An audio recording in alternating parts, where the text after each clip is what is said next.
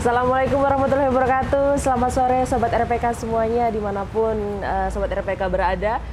Dan sore hari ini kembali lagi bersama saya Dea dengan program spesial kita pada sore hari ini yaitu Bincang KTNA. Dan kenapa program ini spesial? Ayo Sobat RPK ada yang tahu? Sore hari ini spesial karena tahun ini Kutai Kartanegara menjadi tuan rumah dalam rembuk KTNA atau Kontak Tani Nelayan Andalan dan juga Expo KTNA Nasional tahun 2025. Dan saat ini saya tentunya tidak sendirian, saya bersama Bapak Insinyur Haji Muhammad Taufik selaku Kepala Dinas Pertanian dan Peternakan Kabupaten Kutai Kartanegara. Dan sebagaimana kita ketahui ini Pak, visi Kukar Idaman Terbaik adalah menempatkan pangan, pariwisata, dan ekonomi berkelanjutan sebagai pondasi pembangunan menjadi arah penting untuk memastikan potensi tersebut benar-benar memberikan manfaat nyata. Dan hal ini juga Pak sejalan dengan program Presiden Republik Indonesia kita yaitu Bapak Prabowo Subianto yakni Astacita yang menekankan pada kemandirian pangan, kesejahteraan masyarakat, dan keberlanjutan ekonomi daerah. Dan untuk membahas tema kita pada pagi hari ini terkait KTNA Pak, Bapak sebagai Kadis nih Pak, bagaimana melihat peran sektor pangan sebagai pondasi utama dalam mewujudkan visi Kukar Idaman Terbaik dan sejauh mana sektor pertanian telah menjadi penggerak utama kemandirian pangan di Kutai Kartanegara sendiri Pak? Ya, terima kasih Sobat RPK yang saya hormati. Alhamdulillah ya, pada hari ini kita memulakan kegiatan nasional di Kutai Kartanegara di Kota Tenggarong, kegiatan rembuk nasional dan Expo Nasional KTNA Kalimantan di Kutai Kartanegara ya. Nah, bicara tentang hasil pertanian dan pangan, kebetulan sama-sama nomor 2, Astacita nomor 2, misi nomor 2 juga, misi Kukar Idaman itu dari visi itu ada misi nomor 2-nya itu adalah terbaik dalam pengembangan pertanian, pariwisata dan seterusnya itu. Nah, ini sangat strategis dalam rangka mendukung swasembada pangan nasional yang merupakan juga Astacita nomor 2. Ya. Meskipun Kutai Kartanegara belum menjadi penghasil beras utama di Indonesia, tetapi dalam posisi Kalimantan Timur memiliki peran strategis Kutai Kartanegara ini. Dengan luas baku sawah yang lebih dari 30.000 sebetulnya luas sawahnya, tapi yang betul-betul diusahakan yang luas baku itu 17.000 sekian, lebih sedikit ya. Itu menjadi penopang penghasil beras di Kalimantan Timur yang bisa menyumbang sampai sekarang lebih dari 40% untuk produksi beras Kalimantan Timur. Tentu ini memang ke depan saat ini memang untuk sekali lagi untuk wilayah Indonesia memang belum signifikan, tetapi apalagi Kementerian Pertanian, Pak Mentan menargetkan Kalimantan Timur juga harus mendukung swasembadanya dengan ditargetkan juga tahun 2026 itu bisa swasembada Kalimantan Timur, khususnya dalam beras ya. Karena selain beras juga ada produk-produk pangan lainnya. Dan sebagaimana kita ketahui juga Pak, kan di Kutai Kartanegara sendiri menjadi penyumbang nomor 1 gabah kering giling di Kalimantan Timur ya Pak ya. Betul. Dan itu untuk jumlahnya sendiri dari Kutai Kartanegara ini berapa ratus ton Pak? Ya, kalau di tahun 2024 kemarin ya Kutai Kartanegara menghasilkan sekitar 113.000 ton gabah kering giling. Wow.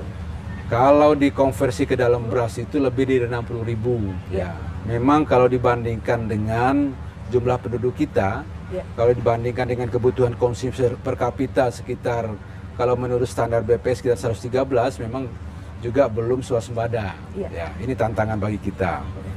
Nah, tetapi selain beras, ya, beras, Kutai Kartanegara ini juga penyumbang strategis untuk sayuran dan buah-buahan. Ya.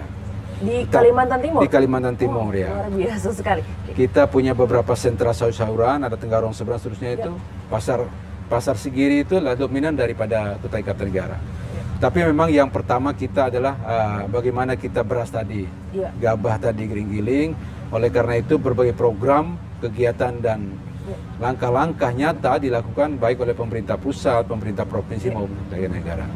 Baik, dan kemudian apa strategi pemerintah sendiri untuk memastikan pembangunan pangan berjalan dengan prinsip ekonomi keberlanjutan, Pak? Iya, kita di Kutai Kartanegara mengkombinasikan antara program, ya, mengkolaborasikan, mensinergikan program pusat Kementerian Pertanian juga dengan program daerah. Ya. Di Astacita, swasembada pangan itu ada dua Kementerian Pertanian. Itu yang pertama adalah optimasi lahan sawah, ya, optimasi lahan sawah yang dikenal dengan OPLA. Yang kedua, cetak sawah baru atau perluasan sawah. Nah, itu yang nasional. Ini pun di dalam kita juga inheren dengan program baik Kukar Idaman maupun sekarang dilanjutkan dengan Kukar Idaman terbaik, ya. Nah, strateginya itu mengkombinasikan, kemudian Kutai Kartanegara juga memiliki strategi peningkatan produktivitas. Meningkat produktivitas, bagaimana caranya? Adalah meningkatkan luas tanam, ya, luas panen, kemudian juga meningkatkan indeks pertamanan, ya. Nah, itu semua ada intervensinya. Bagaimana meningkatkan luas tanam? Tentu dapat dilakukan dengan percepatan tanam, membuka lahan-lahan yang berai, istilahnya yang lahan tidur yang tadinya sudah sawah, kemudian ditinggal, kemudian didorong kita untuk untuk dibuka kembali. Nah, ini sudah berjalan. Dengan program kolaborasi tadi dari Kementerian Pertanian, kita namanya ada optimasi lahan sawah, ya, di mana di dalamnya ada pembentukan brigade pangan. Itu ada di Kecamatan Marangkayu, ada di Kecamatan Samboja, Kecamatan Anggana, dan di Kelurahan Jahap, Kecamatan Garong. Nah, ini ada beberapa lahan yang selama ini sudah ditidurkan itu didorong kembali dengan intervensi, ada bantuan bibit, ada bantuan bahkan sampai pada bantuan olah lahan, ya, diberikan sehingga bisa tadi yang tidurkan barangkali petani terbatas modal itu bisa dibuka kembali lahannya. Itu jadi beberapa strategi sudah dilaksanakan, akan terus dilaksanakan, ya. Yang terpenting adalah yang pertama bagaimana perbaikan sistem irigasi, ya. Kemudian juga peningkatan produktivitas melalui perbaikan benih saprodi lainnya. Ada input pupuk, kemudian ada saprodi. Nah, salah satu juga faktor yang berperan adalah pupuk. Ya, pupuk ini. Nah, pupuk ada pupuk subsidi, ada pupuk non subsidi. Tapi sampai sekarang petani kita masih mengandalkan dari pupuk subsidi. Ya. Masih dengan pupuk subsidi, ya, Pak? Iya. Jadi alhamdulillah Kementerian Pertanian juga meningkatkan alokasi pupuk subsidi ini. Tinggal bagaimana kami Dinas Pertanian bersama KTNA mendorong kelompok-kelompok tani untuk memanfaatkan skema ini dengan baik. Mulai dari penyusunan rencana definitif kelompok, ada pengajuan RDK melalui aplikasi, ya, karena sekarang tidak bisa lagi manual. Kalau tidak bisa dimasukkan di aplikasi, tidak bisa dikasih pupuk subsidi. Oh, berarti sekarang juga digitalisasi. Digitalisasi, ya. Nah, tapi memang petani kita ada yang tadi petani milenial itu sudah bisa melakukan sendiri. Kemudian ada juga dibantu oleh penyuluh untuk menyusun namanya rencana definitif kelompok RDKK itu disusun oleh mereka, kemudian diketahui oleh penyuluh, baru diinput ke dalam sistem aplikasi itu. Baru dievaluasi, diverifikasi oleh mulai dari kabupaten, provinsi sampai pusat. Benar nggak kelompok tani A ini punya luas lahan sekian, kebutuhan pupuknya sekian, ada NPK-nya, ada ureanya gitu kan. Nah, ini setelah itu semua, kadang-kadang ini kita dorong lagi untuk bagaimana memanfaatkan, menyerap pupuk yang sudah disiapkan oleh pemerintah itu jadi tantangan itu juga. Berarti peran penyuluh ini bukan hanya untuk membantu proses untuk mendapatkan pupuk dan sebagainya, apakah juga ikut membantu dalam menyuluhkan menanam yang benar seperti itu, Pak? Betul. Istilah pakar penyuluh itu semua yang jatuh pun jatuh jarum pun di tempat dia itu harus tahu dia gitu kan. Mulai dari kalau dulu penyuluh itu inovasi teknologi. Ya.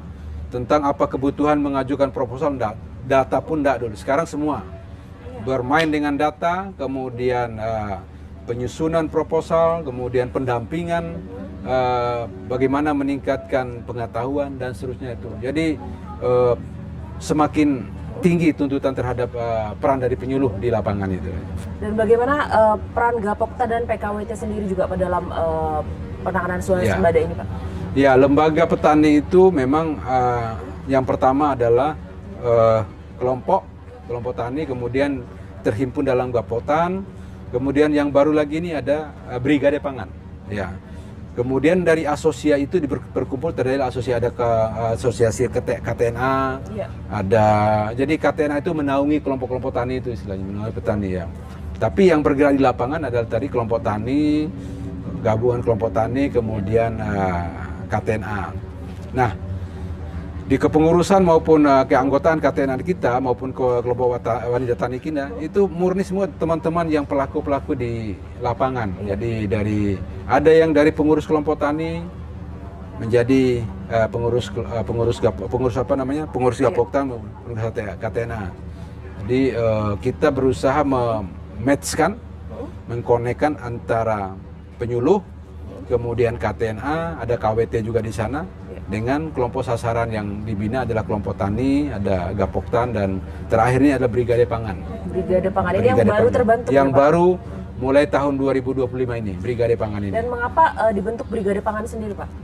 Nah, ini memang Brigade Pangan ini kebijakan dari Kementerian Pertanian, suatu lembaga petani yang mengkorporasikan seluruh rantai kegiatan, rantai pasok mulai dari hulu sampai hilir di kegiatan on farm budidaya maupun off farmnya di luar budidayanya. Nah, itu dikorporasikan oleh Brigade Pangan ini. Jadi bagaimana dia punya manajer, kemudian ada anggotanya, itu diharapkan itu memang kriterianya itu adalah petani-petani muda. Petani muda yang diharapkan juga minded dengan teknologi informasi, teknologi digital. Jadi mulai dari olah tanah, ya, kemudian penanganan hama, pemeliharaan tanaman, sampai kepada panen, penjualan, berurusan dengan bulog, itu adalah konsepnya adalah dengan Brigade Pangan itu. Ya. Hanya saja sampai sekarang memang ada masih kita perlu fasilitasi dorong karena Brigade Pangan ini lembaga baru, aspek permodalannya masih lemah, kemudian juga kemampuan manajerial dan administrasinya juga masih kurang. Nah, di sini ditunjuk ada namanya penyuluh pendamping. Ada penyuluh pendamping khusus Brigade Pangan. Jadi belum semua kita bentuk. Brigade Pangan ini adanya di lokasi-lokasi optimasi lahan tadi. Ada di Marangkayu, ada di Anggana, kemudian Samboja, dan di Jahap. Itu ditunjuk. Ya, mereka dapat reward apabila kerjanya bagus, diperhatikan, dia dapat reward Kementerian Pertanian dari pusat. Ya.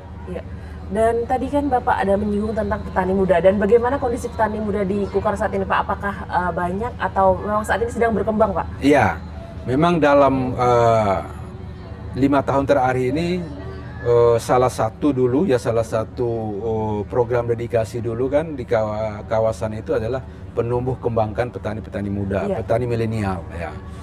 Jadi terminologi petani muda itu adalah petani yang umurnya 18 sampai 39 tahun.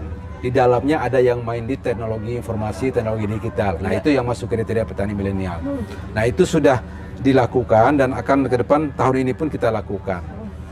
Ya, itu bagian daripada menjawab tantangan bagaimana sumber daya petani di Indonesia, khususnya di Kota Kartanegara sudah menurun, bahkan angka statistik lebih dari 30%.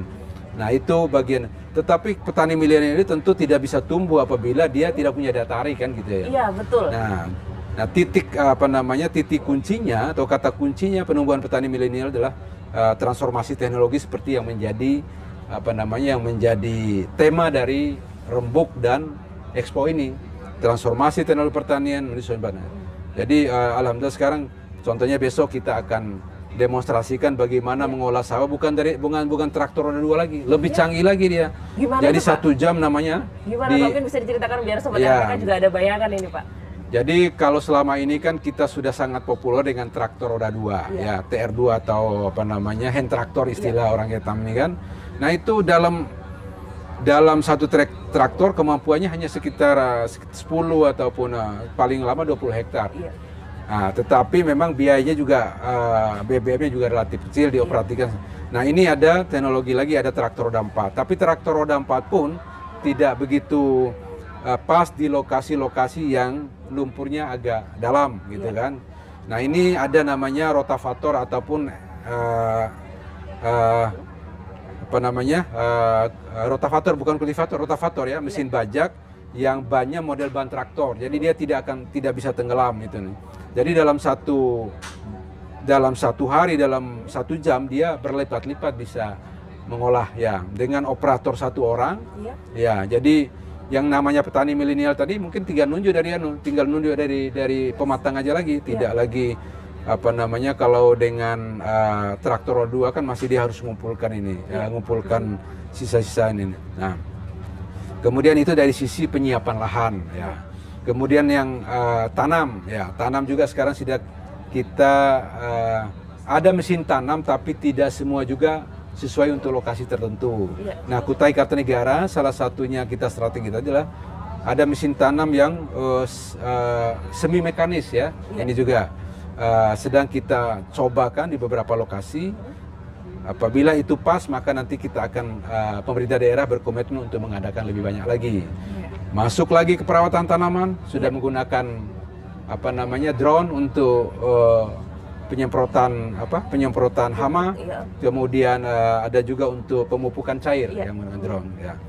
Bagi yang menggunakan sistem tanam itu tabela atau tebar, itu juga bisa menggunakan drone dengan ada seedernya, yang ada bibit padi bisa masuk situ baru disebar dari atas ya. Itu yang tanam langsung begitu ya. Nah, tapi memang tanam langsung ini sedikit lebih rendah produktivitasnya daripada yang tanam legowo yang biasa itu. Ya. Nah, jadi kata kuncinya sekali lagi untuk petani milenial ini, saya kira semua daerah-daerah juga begitu mendorong dan menumbuhkan. Nah, baru-baru ini juga kita memberi bantuan terhadap beberapa petani milenial ya. Meskipun petani milenial ini dia memang repotnya itu tergabung dalam suatu kelompok tani. Nah, tapi belakangan ini juga beberapa kelompok sudah terbentuk kelompok khusus petani milenial. Khusus petani milenial. Luar biasa. Jadi itu juga yang membuat kita lebih terfokus pembinaannya apabila mereka satu kelompok itu beranggotakan taruhlah 10 orang. 10 orang itu dia umurnya muda-muda, kemudian main ini semua anunya Kak. Ya, termasuk menjual produknya.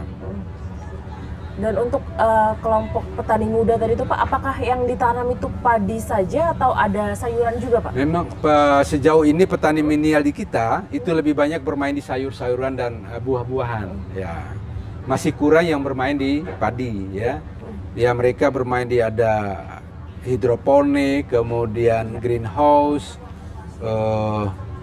beberapa teknologi greenhouse itu dikelola petani, ada di Jonggon, ada di Samboja, itu petani-petani muda yang ngelola.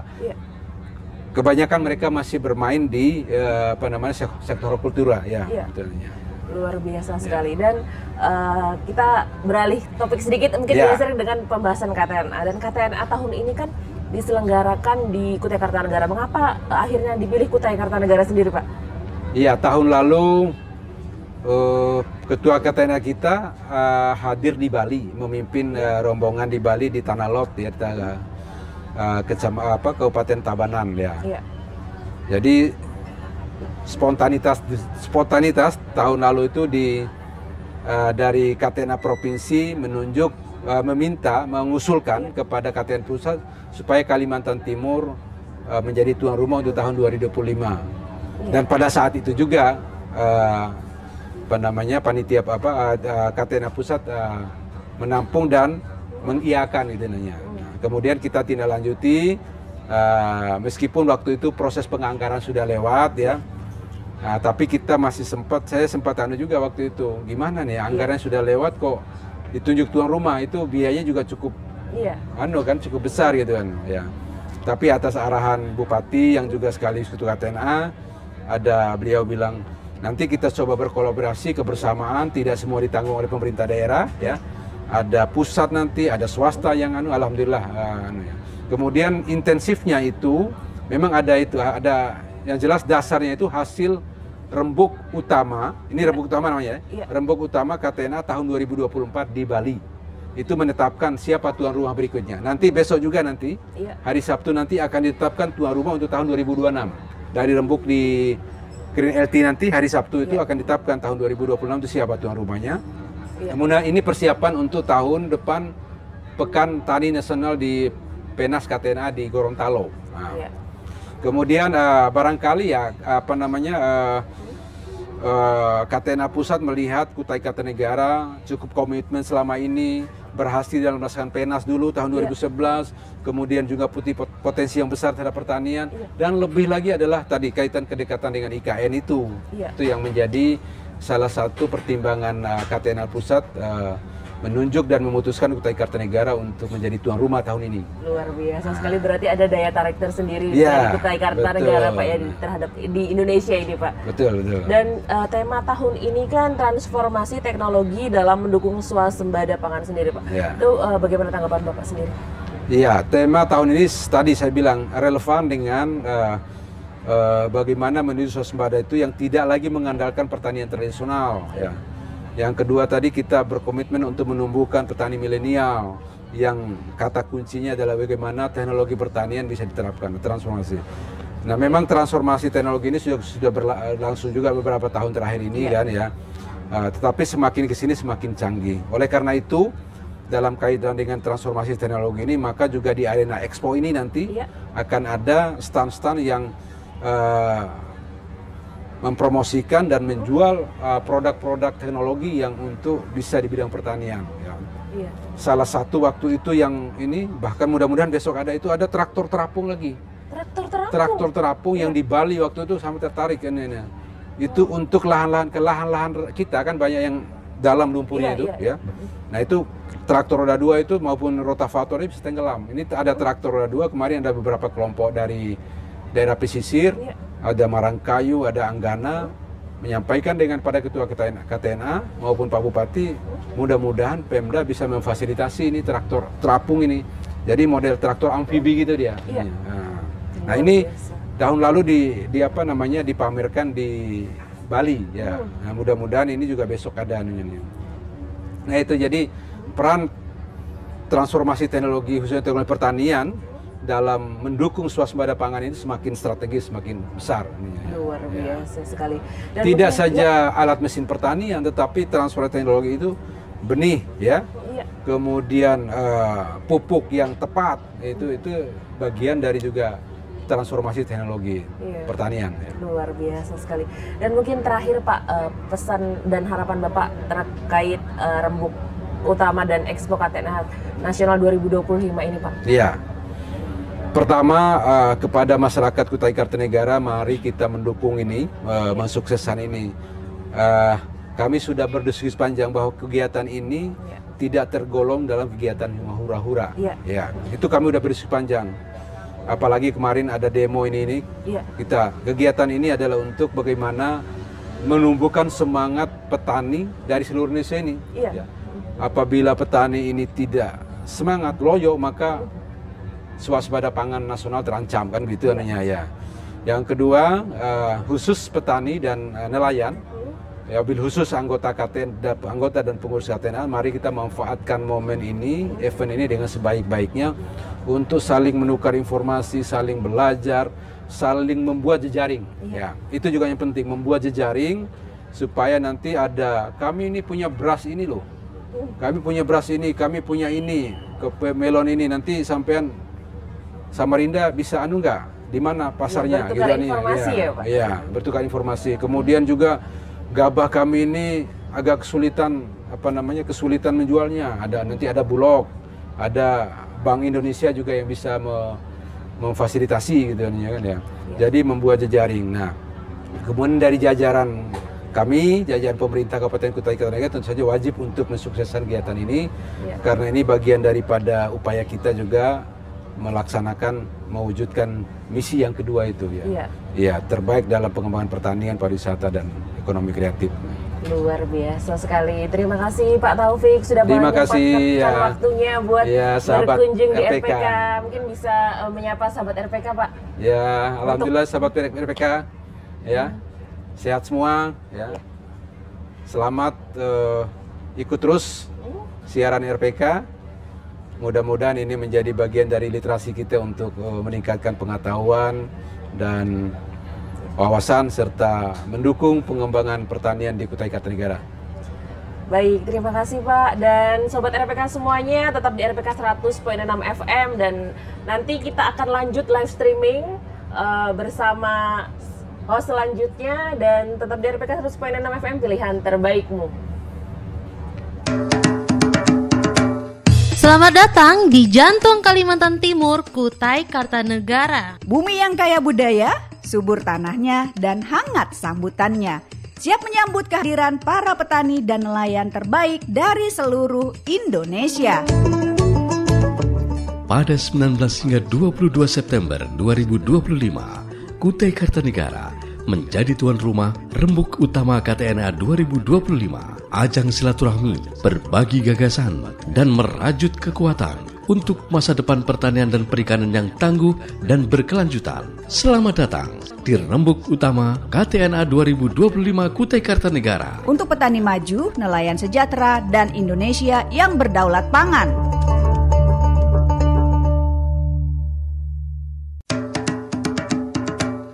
Selamat datang di jantung Kalimantan Timur, Kutai Kartanegara. Bumi yang kaya budaya, subur tanahnya, dan hangat sambutannya. Siap menyambut kehadiran para petani dan nelayan terbaik dari seluruh Indonesia. Pada 19 hingga 22 September 2025, Kutai Kartanegara menjadi tuan rumah Rembuk Utama KTNA 2025, ajang silaturahmi, berbagi gagasan, dan merajut kekuatan untuk masa depan pertanian dan perikanan yang tangguh dan berkelanjutan. Selamat datang di Rembuk Utama KTNA 2025 Kutai Kartanegara. Untuk petani maju, nelayan sejahtera, dan Indonesia yang berdaulat pangan.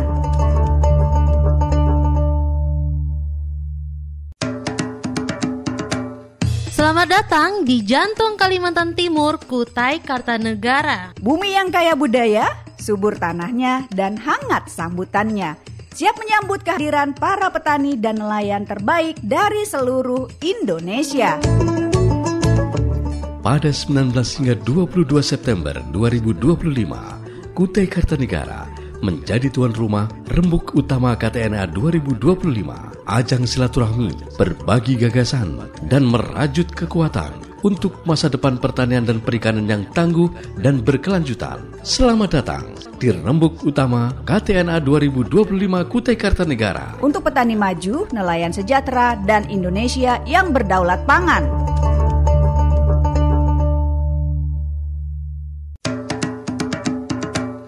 Selamat datang di jantung Kalimantan Timur, Kutai Kartanegara. Bumi yang kaya budaya, subur tanahnya, dan hangat sambutannya. Siap menyambut kehadiran para petani dan nelayan terbaik dari seluruh Indonesia. Pada 19 hingga 22 September 2025, Kutai Kartanegara menjadi tuan rumah Rembuk Utama KTNA 2025, ajang silaturahmi, berbagi gagasan, dan merajut kekuatan untuk masa depan pertanian dan perikanan yang tangguh dan berkelanjutan. Selamat datang di Rembuk Utama KTNA 2025 Kutai Kartanegara. Untuk petani maju, nelayan sejahtera, dan Indonesia yang berdaulat pangan.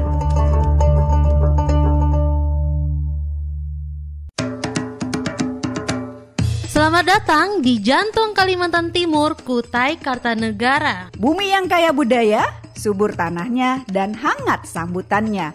Siap menyambut kehadiran para petani dan nelayan terbaik dari seluruh Indonesia. Pada 19 hingga 22 September.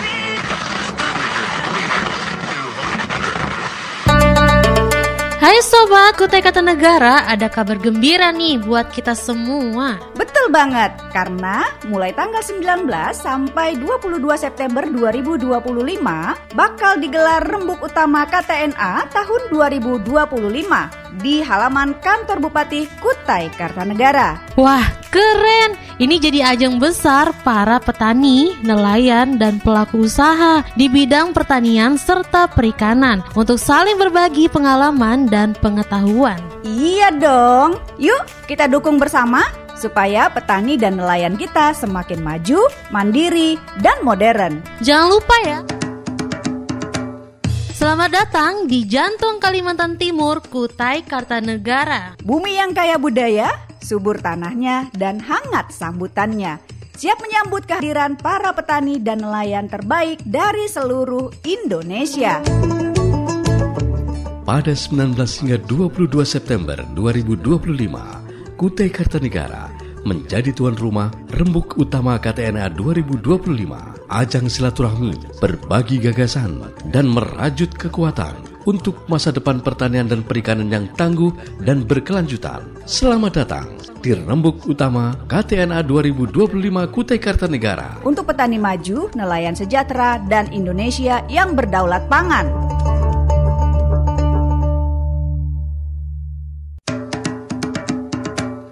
Selamat datang di jantung Kalimantan Timur, Kutai Kartanegara. Bumi yang kaya budaya, subur tanahnya, dan hangat sambutannya. Siap menyambut kehadiran para petani dan nelayan terbaik dari seluruh Indonesia. Pada 19 hingga 22 September 2025, Kutai Kartanegara menjadi tuan rumah Rembuk Utama KTNA 2025, ajang silaturahmi, berbagi gagasan, dan merajut kekuatan untuk masa depan pertanian dan perikanan yang tangguh dan berkelanjutan. Selamat datang di Rembuk Utama KTNA 2025 Kutai Kartanegara. Untuk petani maju, nelayan sejahtera, dan Indonesia yang berdaulat pangan.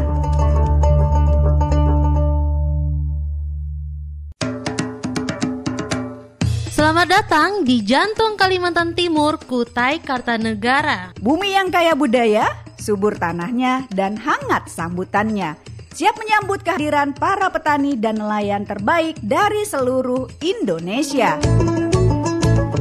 Pada 19 hingga 22 September 2025, Kutai Kartanegara menjadi tuan rumah Rembuk Utama KTNA 2025, ajang silaturahmi, berbagi gagasan, dan merajut kekuatan untuk masa depan pertanian dan perikanan yang tangguh dan berkelanjutan. Selamat datang di Rembuk Utama KTNA 2025 Kutai Kartanegara. Untuk petani maju, nelayan sejahtera, dan Indonesia yang berdaulat pangan.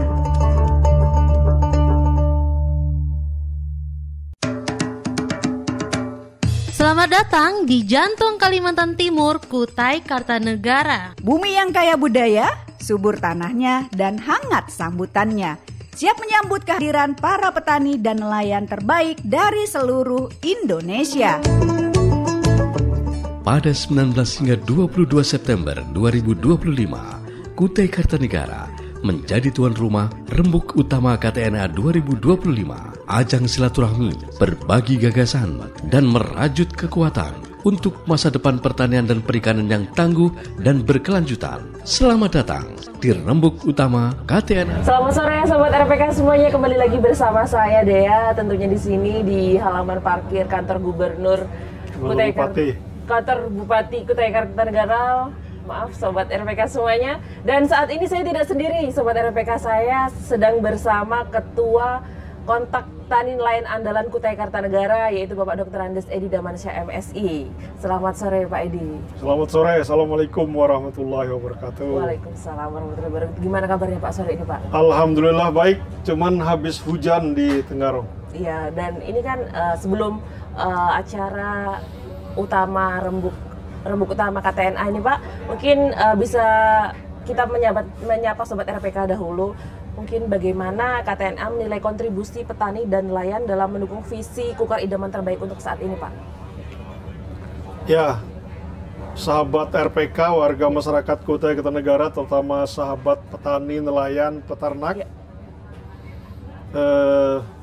Hari ini di Tenggarong, Kabupaten Kutai Kartanegara dimulai rangkaian kegiatan Rembuk dan Expo KTNA Nasional tahun 2025. Jadi Mbak Dea, kalau nanya bagaimana kontribusi para petani nelayan terhadap program pertanian di Kutai Kartanegara, itu sangat besar sekali kontribusi, sangat besar sekali hasil yang sudah diberikan oleh para petani, para nelayan, para peternak yang ada di Kutai Kartanegara. Kalau dilihat dari angka-angka statistik sebagai indikator, lebih kurang 42% beras kebutuhan Kalimantan Timur itu dari Kutai Kartanegara. Begitu pula kalau dilihat dari kebutuhan ikan dari sektor perikanan. Iya. Kalau mau tahu bahwa TPI yang ada di Selili di Samarinda itu Iya. semua ikannya dari Kutai Kartanegara. Ada yang dari Anggana di Delta Mahakam, ada yang dari zona Ulu di beberapa danau. Luar biasa. Nah, begitu pula yang terkait dengan pertanian hortik, Iya. sayur, menyayur, jambu, kebutuhan pokok. Jadi kalau ditanya kontribusinya sudah sangat besar, Iya. tentunya ini dicapai berkat kerjasama yang baik KTNA Kutai Kartanegara bersama pemerintah Kabupaten Kutai Kartanegara. Iya, luar biasa sekali. Dan kemudian terkait pelaksanaan KTNA ini kan Pak mengusung tema transformasi teknologi dalam mendukung swasembada pangan. Sebenarnya apa yang ingin digaungkan dan disampaikan kepada masyarakat sendiri Pak? Ya, jadi Pak, dia kegiatan ini nasional sifatnya. Iya. Jadi sudah ada sekitar 1.300 sekian petani nelayan yang berada di Kutai Kartanegara pada hari ini yang berasal dari provinsi, kabupaten, kota se-Nusantara. Jadi memang kegiatan ini ada dua. Yang pertama rembuk dan expo. Iya. Jadi rembuk ini merupakan tradisi yang ada di KTNA. Iya. Rembuk dalam rangka menyusun program kegiatan, rembuk dalam rangka mengevaluasi apa bagaimana yang harus dilakukan. Karena KTNA ini merupakan wadah berhimpunnya para petani, para nelayan, para peternak. Nah, jadi memang rembuk dan expo tahun 2025 ini memang sesuai tema yang diberikan, kita melakukan transformasi. Iya. Kalau selama ini pembangunan pertanian itu, khususnya kita di Kutai Kartanegara, itu lebih dominan dengan cara-cara tradisional. Iya. Nah, jadi ini dilakukan transformasi karena hari ini sudah era teknologi dan digitalisasi, Iya. sehingga nanti transformasi bahwa pertanian ini harus berbasis kepada teknologi, manajemen, dan peralatannya. Peralatan. Dan terkait petani muda sendiri Pak, bagaimana di Kukar ini Pak? Ya, jadi terkait memang salah satu peran kami di KTNA bersama Gapoktan kelompok tani ini, bagaimana memberikan sosialisasi, memberikan informasi, termasuk RPK sendiri. Nanti sebentar kami akan ber-MOU dengan RPK untuk memberikan informasi, mengedukasi generasi muda. Akan disampaikan bahwa sektor pertanian dalam arti luas ini peluangnya sangat besar. Iya. Sektor pertanian dalam arti luas tuh hari ini sudah identik dengan manajemen dan teknologi. Iya. Nah, kalau sudah bicara manajemen dan teknologi, anak muda lah yang Iya. menguasai ini. Tapi terus berkembang, berproses. Hari ini kalau dicatat mungkin ada sekitar 500 orang yang terdiri beberapa kelompok petani milenial anak muda di Kutai Kartanegara itu existingnya sudah beraktivitas dan sudah memberikan hasil. Memang tantangan kita bahwa memberikan informasi, membuka wawasan, jangan sampai lagi stigma bahwa pertanian itu identik dengan lumpur-lumpur dengan basa-basa. Iya.